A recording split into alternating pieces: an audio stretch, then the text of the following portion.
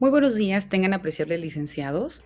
Mi nombre es María Catalina Domínguez Nájera y soy la encargada de contribuir en su proceso formativo en la materia que nos ocupa propiamente, que es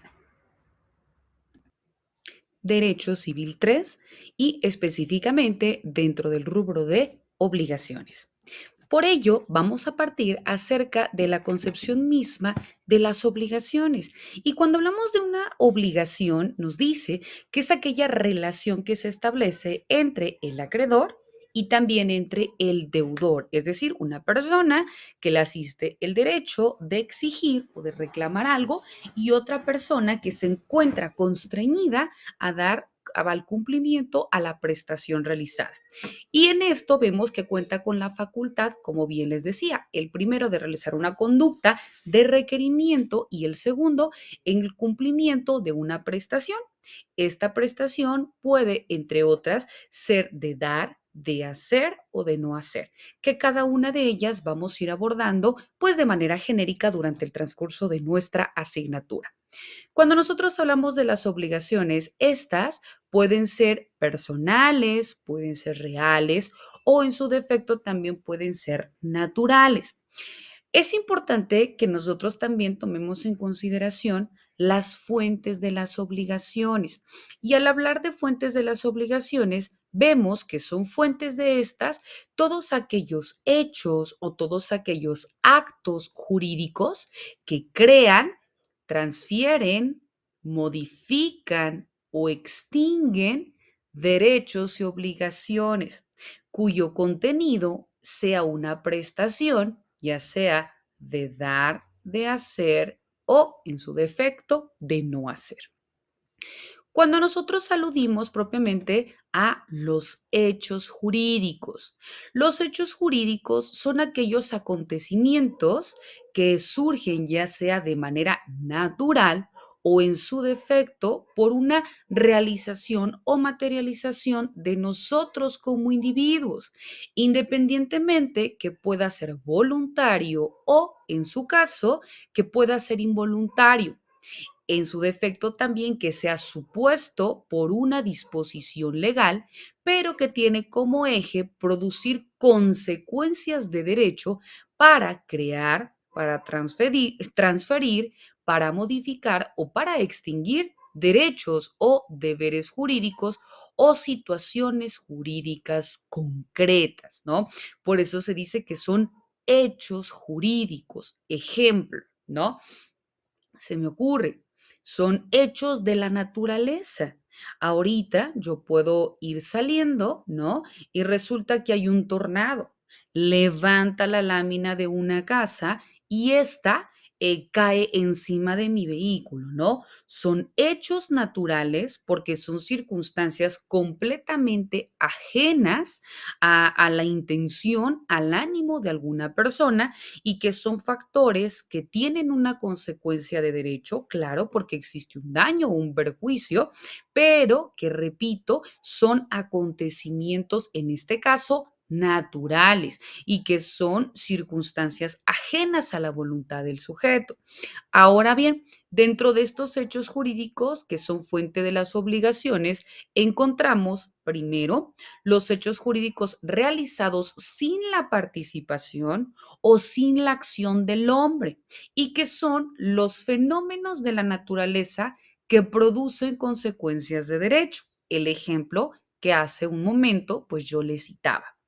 Vemos que también entran dentro de los hechos jurídicos como fuente de las obligaciones aquellos efectuados con la participación del hombre, pero que se denominan biológicos y son los relacionados con este en su nacimiento, en su vida, en su capacidad o en su defecto, en su muerte. También son hechos jurídicos realizados con la acción del hombre, pero ahora son voluntarios o son involuntarios o, en su defecto, contra su voluntad, pero que también tienen una consecuencia de derecho porque crea, porque modifica, porque transmite o, en su defecto, porque extingue derechos y obligaciones. Ahora, vimos que dentro de las obligaciones, regreso, son estas fuentes de las obligaciones, los hechos jurídicos y también los actos jurídicos. Ya vimos qué son los hechos jurídicos, ¿no? Ahora bien, vamos a entrar acerca de los actos jurídicos. Y cuando hablamos de un acto jurídico, acá nos dice que es toda declaración o manifestación de voluntad. Ojo, primer elemento indispensable para que pueda tomarse en consideración como acto jurídico. Por eso es acto, ¿no? Es decir, se necesita de manera forzosa el consentimiento o también denominado como manifestación de voluntad, ¿no? Porque si no es voluntario, entonces si no hay un consentimiento, pues simple y sencillamente no genera o no entra dentro de este distintivo de propiamente lo que conocemos como un acto y nos dice que esta manifestación de voluntades con el objeto de producir consecuencias de derecho. Cuando nosotros hablamos del acto jurídico, nos dice que existen elementos indispensables para que pueda existir el acto jurídico y dentro de ellos se requiere, como hace rato les comentaba, primer elemento, el consentimiento o también denominado voluntad.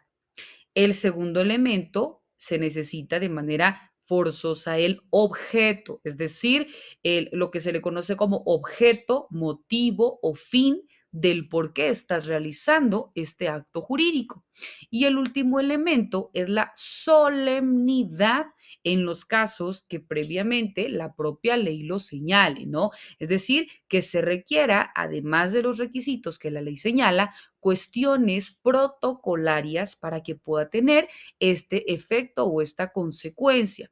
Dentro de ellos también nos dice que se necesitan elementos de validez del acto jurídico y para que el acto jurídico sea válido se necesita la capacidad, es decir, que se encuentre dentro de la capacidad legal de ejercicio, que tú lo puedas legalmente realizar. Ejemplo, yo deseo comprar una casa.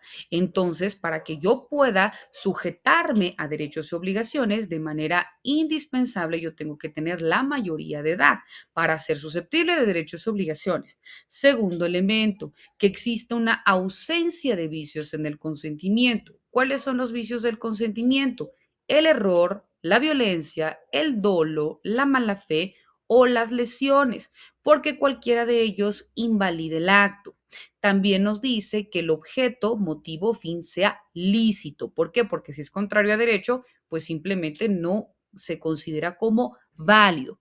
También se requieren las formalidades que propiamente la ley establece. Una vez de que nosotros hemos dado cabal cumplimiento con este tipo de circunstancias, vemos que ya sea mediante un hecho jurídico o en su defecto mediante un acto jurídico, pues nosotros vamos a estar realizando una manifestación de voluntad o una cuestión involuntaria, pero que esta tiene como consecuencia crear, modificar, transmitir o extinguir derechos y obligaciones. Y por tanto, tú como obligado estás sometiéndote a una prestación, es decir, te estás, como su nombre lo dice, te estás obligando a la realización de un fin. Por ello, vamos a entender, pues, en este sentido, a estas obligaciones como la relación, repito, que se establece entre un acreedor, entre la persona que le asiste el derecho, con otra que asume una responsabilidad en cumplimiento de pago. Por eso estamos hablando que aquí toma especial atención en materia patrimonial, porque es una cuestión versa sobre una cuestión meramente económica donde el deudor se ve sometido a las pretensiones del acreedor con la facultad que el primero puede exigir al segundo el cumplimiento de una obligación. Todos estos elementos los vamos a abordar de manera muy particular dentro del transcurso de nuestra materia, pero son elementos vastos, necesarios e indispensables para que nosotros veamos cómo se gesta o de dónde nace esta circunstancia específica de obligación. Sean pues bienvenidos y quedo a sus apreciables órdenes. Hasta luego.